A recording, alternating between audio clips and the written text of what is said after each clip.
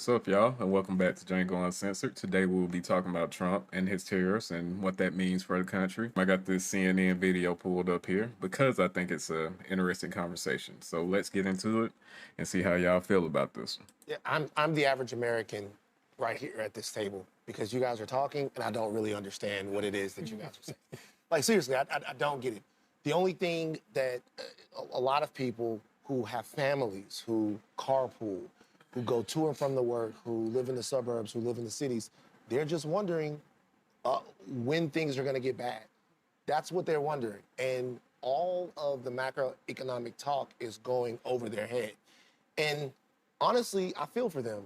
I feel for them because it doesn't seem like anyone is talking directly to them. They're talking to the markets, they're talking to each other, they're talking to the financial system, but no one's telling somebody, hey, at the end of this summer, when you need to buy school supplies for your kids to go back to school when it's backpack time, like that money will be there and those prices will be stable. No. Yeah, I think he's addressing something very important to the Democratic Party. Is that the Democrats and the liberal side of the political spectrum needs to focus on communicating to the regular American person what this means to them and their daily way of life. I believe that Democrats are kind of lacking in that field, communicating in a layman's manner. Yeah, I really think the Democrats is missing an opportunity when Donald Trump is pulling stuff like this and they're talking in a way that's not really reaching the average American person. No one is talking to them. And I think that's the biggest tragedy in all of The this. truth to be told to them, most people don't want to say. Because we had it today from Jerome Powell, chair of the Fed. For the he said, there will be higher inflation. There will be slower growth. So the real sadness tonight is the people that Yeah, and the chairman of the Fed, the person that looks over our entire financial system, and he adjusts the interest rates and everything. He said there will be higher inflation and the economy will shrink. But the average American person doesn't know what that means to them. They don't know what that means for them. They just see the prices of eggs go down, but they don't see the prices of everything else go up. You get what I'm saying? They see fuel going down, eggs going down, but they don't see everything else that's made in these other countries going up. A lot of these companies are already increasing their prices before the tariffs even took effect because they saw this coming. Yeah, this is going to affect American people. And this is just the first year. You get what I'm saying? who are looking to retire Absolutely. in the next year or two and have suddenly seen their retirement funds go down by 20, 30, 40% because they wanted to take advantage of the Magnificent Seven and all of those sort of things. Tonight they're wondering, how the heck do I actually do it? This is real life economics, to your point. You're right. The sort of nonsense that we can all go on about. Oh, it's not nonsense. Well, I'm it just saying, is. But it's totally true because you're making a really important point. There is not some kind of 360 plan that has been articulated to America here. You know, Trump said, well, we're going to have to take a little pain. What does that mean? Who's taking the pain? The average working person will be taking the pain because when inflation hits, those are the people that spend 60% of their take home in energy and food, fueling their cars. I mean, we're going to be in a very, very difficult situation. I find it insane. Yeah, a lot of people are not talking about this. When prices increase, the people at the bottom of the totem pole suffer the most because they have to spend a higher percentage of their weekly or bi-weekly paycheck on these increased prices. If milk goes up $5, it's not going to affect Elon Musk or Donald Trump as much as it's going to affect my next door neighbor. You get what I'm saying? So things like this, we have to do a better job of communicating the urgency and what these policies mean to the average American person. It's honestly ridiculous the way things are happening right now. Saying that we're all I think. finally concerned about inflation. That was a word that really didn't exist for many years while Joe Biden was president. But I want to point out something. Last night, Richard, you took off your shoe. You said it's made in Vietnam. It's going to be 34% more expensive next year. Today, the Secretary General of Vietnam reached out to President Trump and said, we want to have zero tariffs for both countries, proving To some degree, that this is a leverage What play. does that prove, Joe? It proves. What does that prove? Because at the end of the conversation, the president said, "Nice talking to you," and nothing about, "Oh, we're gonna have a deal, lower our tariffs." I'm gonna tell you what it he proves. said. Great conversation. Let's look historically.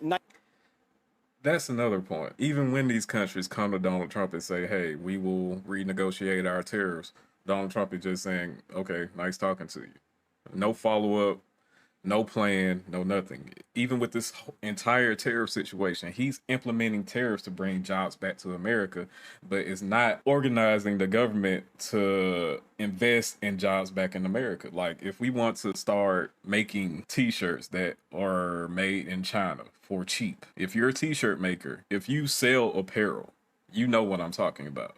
T-shirts are very cheap in China. If they if they start making t-shirts in America, of course they're going to be higher because they're made by American citizens. They have to get paid a minimum wage, so the price of those shirts is going to be way higher. The government, if the government wants that, they have to either subsidize the price of that shirt or invest in that company to make that shirt cost less. But Trump is not doing any of that. He's not investing. He's not using the government to invest in any of the industries that he's implementing these tariffs on. So it's like he's putting these tariffs into place, but he has no plan for what happens after. 1996, there was a member of Congress who stood on the floor looking at 2% tariffs we had on China, 35% tariffs they had on us. This woman demanded that we had reciprocal tariffs. You know who that was? Nancy Pelosi. 2008, same thing. A guy stood on the Senate floor lamenting. I'm just saying, they lamented the loss of America's workers. Lowered its tariff barrier to 0. You know what we did? We raised our tariff barrier to 17%. Again, just going back,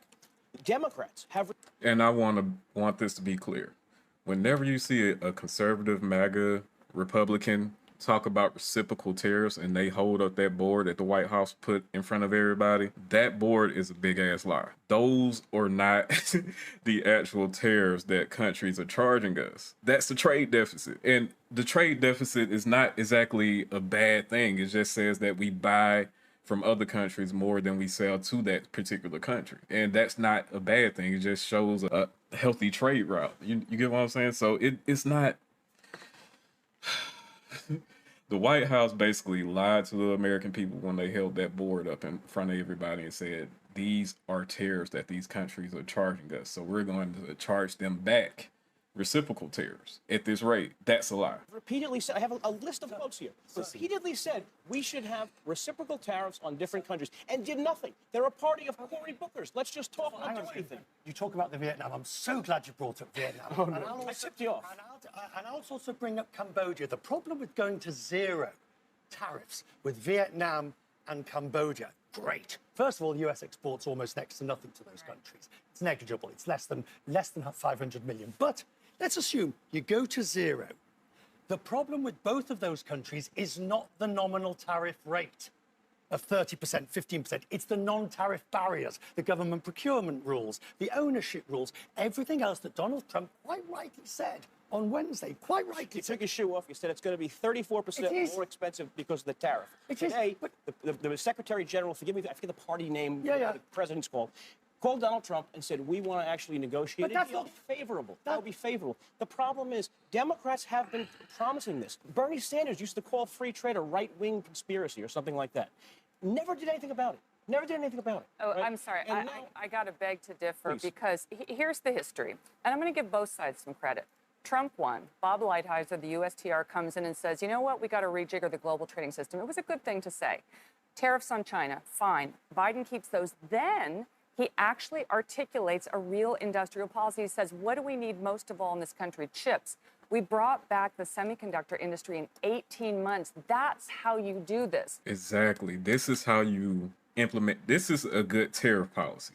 When America wants to produce something within our own borders, we tariff something that is made in another country. Specifically what she just mentioned.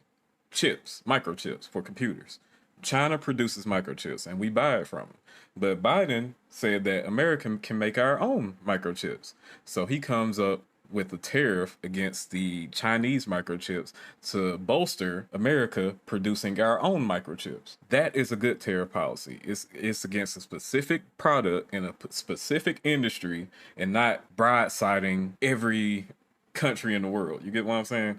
So when something like that happens, that's a good policy to bring chip making to America. What Trump is doing is trying to bring coal mining back to America. He's trying to bring, it's like trying to bring back horse and buggies after cars are being made. You get what I'm saying? Coal mining in America is never going to come back. And that's for a reason, because we are higher skilled workers. We are no longer the lower skilled workers that we were back in the 1940s, 50s, 60s. We are high skilled workers. We are known in the world as high skilled workers, and our paychecks reflect that. Our GDP reflect that. Our trade policies reflect that. So whenever we send stuff to be sold to these different countries, they're usually high value products, not coal, lumber, or anything like that. You get what I'm saying? So what Trump is doing is trying to bring us back to the 1950s when we don't have an employment base for coal mining or any of that mess. You get what I'm saying? So it's ridiculous. Trump now comes in, and he had, let me finish, he had an opportunity here, actually, given the strength of the U.S. economy at this moment, to really work with allies and say, this is the time, Europe, Canada, Mexico, we're going to go to China and say, here's the new game, and here's how it's going to be played. He didn't do that. He is squandering our... I have to disagree with that slightly, because that's not giving President Trump any credit for the amount of foreign investment that has been pledged in this very brief time of this administration. It's most estimates between $2 to $3 trillion commitments from SoftBank, from Taiwan Semi, to bring back. Well, Richard, you scoff. Why do you scoff? I do, because Please. these I take issue with the scoff, sir. Because that Taiwan semiconductor deal was started under Biden. They were already negotiating this under Biden. But hey, take credit for it. These are, of course, valid. If it happens, They are. It's no less valid than the Wisconsin. CHIPS Act. Wisconsin and the factory that was supposed to be built by, I can't remember the company, in 2018 never happened. Yeah. These are promises being made to appease a president to get him off your back. Let's see how much of that including some promises, including some promises, plans that were already in the works. So is the guy from Staten including some promises that were made, that were planned when Joe Biden was president and held off to announce after they waited to see who won the election. Businesses are not stupid. They do what they need to do to get in the good graces of Donald Trump. It's not rocket science. One last note. They were supposed to have a deal with China on TikTok, supposed to be announced this weekend. That is on hold now. And Why do you think that is, though, Abby? Well, because China says, we want you to bring down your tariffs, and we're going to hold TikTok hostage until you do. And they're getting their way. But that's to your initial point. It's part of the negotiation. I don't think we are on the winning side of that. That remains to be seen. If chaos is the only thing that you can count on, people will bet on chaos. And when you're betting on chaos, that keeps you tense. It keeps you tight. You don't move in good faith. You think, hey, this guy changes his mind every single minute, every single hour, and you start to kind of hold on to it. Okay, that's the end of that video. Yeah, like I said, these tariffs need to be communicated better to the American people. The Democrats need to do a better job of doing that. And we as American citizens and voters need to be more educated when it comes to the political process. I think I'll be making at least a couple more videos today. I'm not sure when this will be out, but I need to do a bit of editing here and there because I had to make a couple cuts. But yeah, y'all continue to engage with my content, share, like, follow, and I'll continue to make this content that I enjoy making. Y'all have a good one.